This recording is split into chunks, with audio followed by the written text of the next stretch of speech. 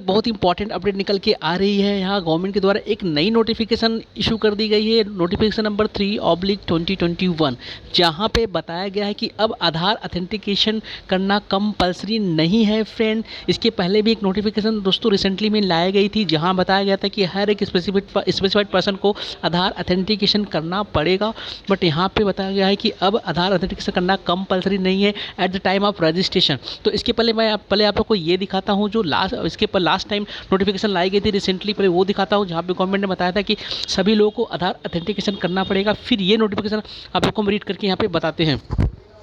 तो दोस्तों यहाँ पे आप देख सकते हो, mandatory cases of Aadhaar authentication as per section 225(6)(c) of the CGST Act, the Aadhaar authentication is mandatory for the following class of individuals as per Rule 8 of the CGST Act in order to become eligible for GST registration.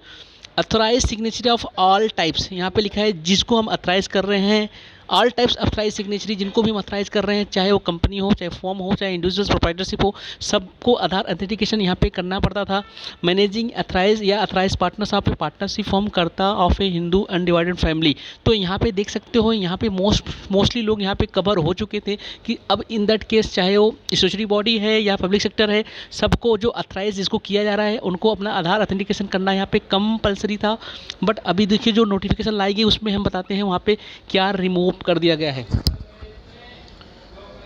यहाँ पे अब आप देख सकते हो,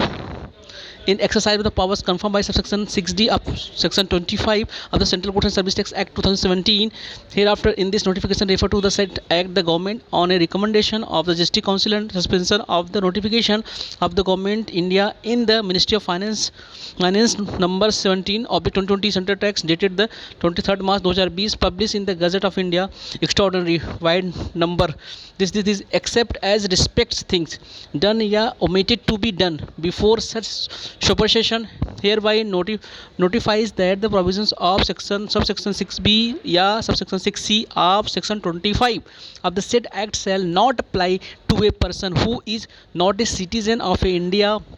or a department या establishment of the central goods या state government or a local authority, a statutory body, a public sector undertaking, a person applying for registration under the provision of subsection 9 of section 25 of the said act। तो यहाँ पे आप देख सकते हो, यहाँ पे स्टैट्यूटरी बॉडी और पब्लिक सेक्टर भी यहाँ पे कवर किया गया है, साथ में लोकल अथॉरिटी भी यहाँ पे कवर कर दी गई कि जहाँ पे अब उनको आधार अथेंटिकेशन करना नहीं है। और सेक्शन 25 सब सेक्शन 9 में भी जहाँ पे बताया गया है unique identification number UIN number के बारे में बात की जाती है, उनको भी यहाँ पे आधार अथेंटिकेशन अब अप्लीकेबल नहीं है। क्योंकि इसके पहले जो नोटिफिकेशन आएगी वहाँ पे सब लोग all authorise persons, all types authorise person की बात की गई थी, जहाँ पे अगर आपका प्राइवेट लिमिटेड कंपनी है या स्टैट्यूटरी बॉडी हो या पब्लिक सेक्टर है, वहाँ पे आप जिसको अथराइज कर रहे हो मैनेजिंग डायरेक्टर को, तो आपको आधार अथेंटिकेशन करना पड़ता था। लेकिन यहाँ पे आप देख सकते हो ये जो नई नोटिफिकेशन लाई गई रिप्लेस करके, अब यहाँ पे आपको आधार अथेंटिकेशन करने की ज़रूरत नहीं है। At the time of registration, जब आप रजिस्ट्रेशन लेते हो उस समय आपको आधार अथेंटिकेशन करने की ज़रूरत नहीं पड़ेगी।